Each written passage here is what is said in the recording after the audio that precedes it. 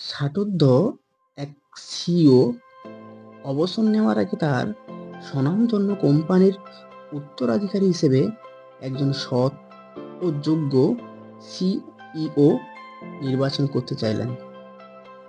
তিনি তার ছেলেমেয়েদের মধ্য থেকে কাউকেই উত্তরাধিকারী না করে একটা ভিন্ন ধর্মী কোনো কিছু করার চিন্তা করলেন। তাই একদিন তিনি তার সকল এক্সিকিউটিভ অফিসারদের ডাকলেন, ডেকে বললেন, আমি সিদ্ধান্ত নিয়েছি আপনাদের মধ্য থেকে একজনকে পরবর্তী সিইও নির্বাচন করব। শুনে তো সবাই হতবাক, তবে সকলে মনে মনে খুশিও হলো। সিইও বলে কথা, সিইও হওয়ার স্বপ্নে সবার মন উৎফুল্লিত হয়ে উঠল। সিইও বলে কথা, একটা কোম্পানির সবচেয়ে বড় উঁচু ও দামি পোস্ট। কিন্তু ষাটোর্ধ্ব ওই সিইও বললেন না যে কাকে তিনি তার পরবর্তী উত্তরাধিকারী বা সিইও নির্বাচন করবেন। সকলের মনের মধ্যে একটাই প্রশ্ন ঘুরপাক খাচ্ছে, কি হবে কোম্পানির সবচেয়ে দামি মানুষটি। এমনি কৌতূহলের মধ্যে একদিন ওই বয়স্ক সিইও সবাইকে ডেকে বললেন, আমি আপনাদের প্রত্যেককে একটি করে বীজ দেব।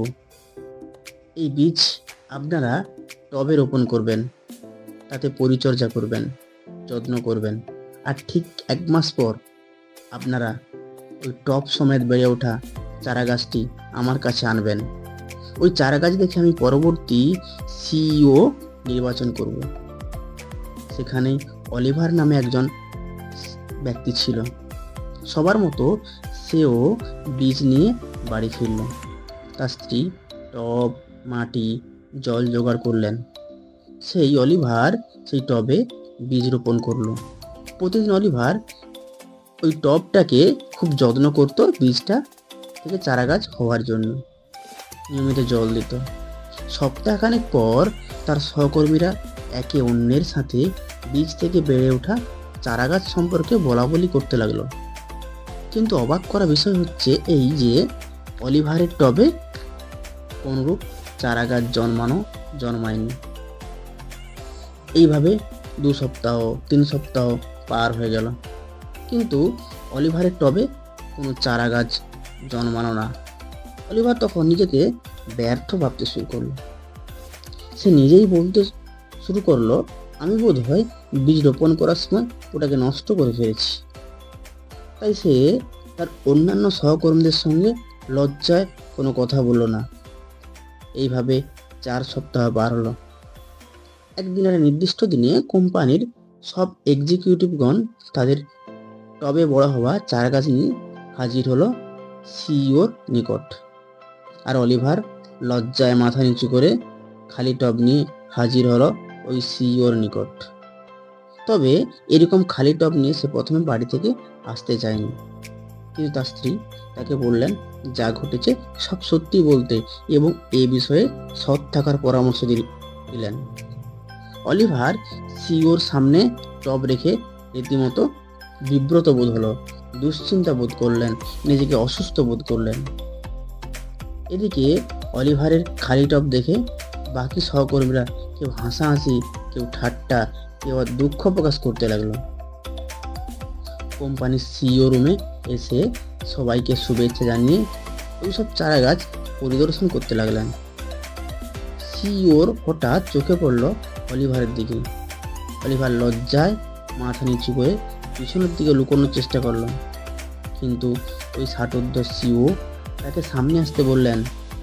তখন অলিভার খুব ভীত হয়ে পড়ল। এটাও মনে মনে ভেবে নিল এইবার হয়তো তার চাকরিটা যাবে।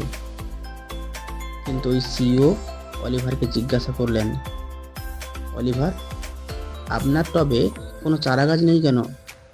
আপনার টবে চারা গাছ জন্মায়নি কেন? অলিভার তাকে সব খুলে বলল। সিইও সবাইকে বসতে বললেন, শুধুমাত্র বললেন অলিভারকে দাঁড়িয়ে থাকতে। এবার ওই সিইও অলিভারের দিকে সবাইকে ডেকে বললেন, আমাদের নতুন সিইওকে ভালো করে দেখুন, তার নাম অলিভার। যা শুনে সবাই চমকে গেলেন। অলিভার যেন নিজের কানকেও বিশ্বাস করতে পারছেন না।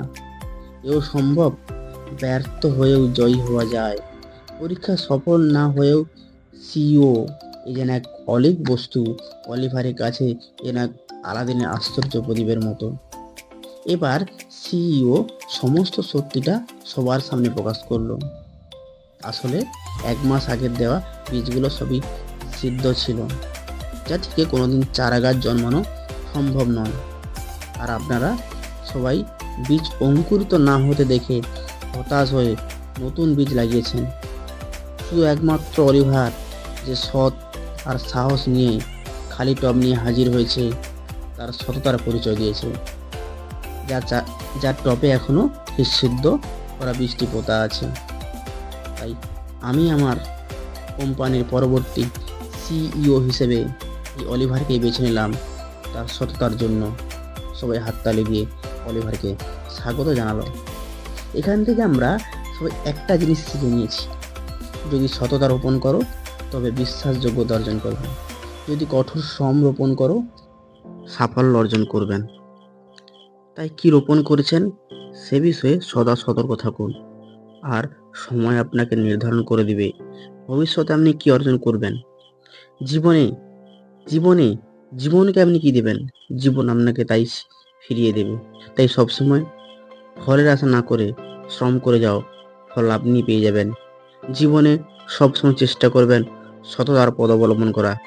সবাই ভালো থাকবেন আর দেখতে থাকবেন এরকম সুন্দর সুন্দর মোটিভেটিভ ভিডিওগুলি।